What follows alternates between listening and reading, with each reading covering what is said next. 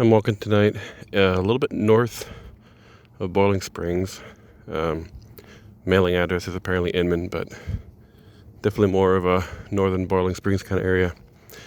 Just walking around a pretty basic new neighborhood, nothing particularly interesting or exciting. Just your standard subdivision. But I thought the names were creative. It's called Speakeasy Lane. Thought that was kind of funny. I find that suburban neighborhoods tend to follow a very rigid and uncreative naming convention.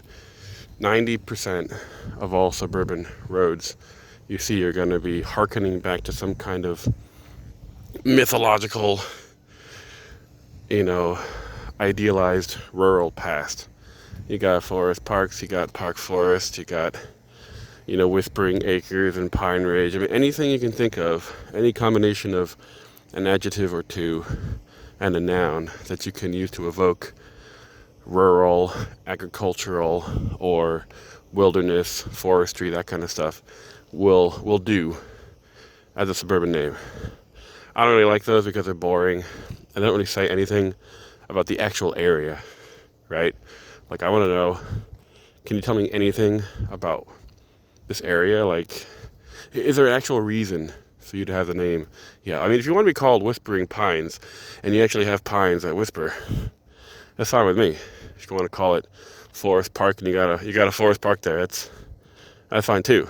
But it's weird when you see a place called Granite Bluffs and there's not a piece of granite around within miles.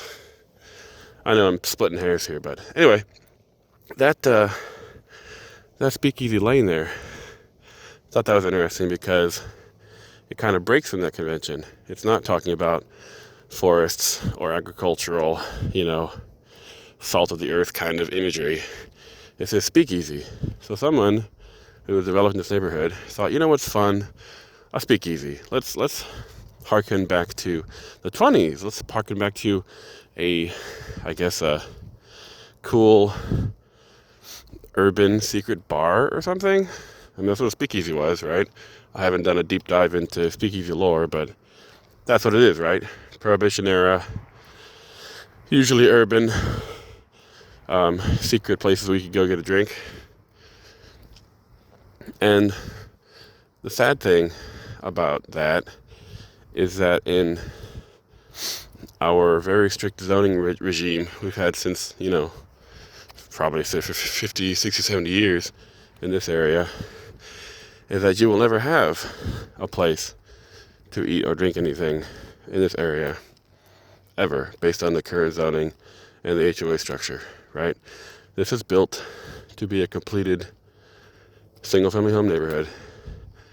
And it's not like in Pokemon where, it's going to evolve to a higher form and then, eventually it's reached its final form and look how cool that is. No. This kind of neighborhood is built to its final form. If you come back here 50 years later, I mean, the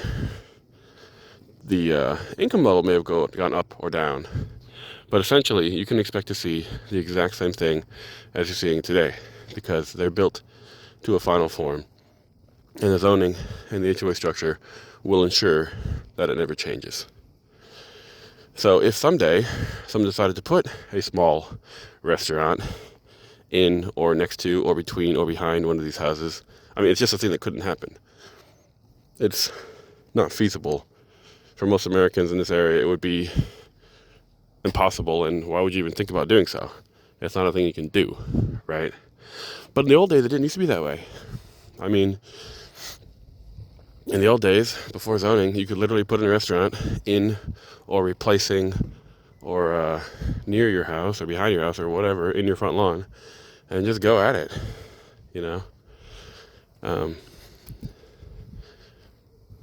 And these days, due to the nature of zoning, trying to separate all the uses out, it's just not going to happen.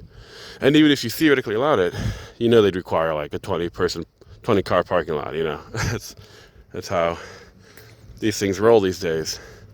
Even though this area does have street parking, and people do park on the streets in this very neighborhood, that could never be seen as sufficient Anyway, that was a long and rambling spiel, triggered just by that one street sign.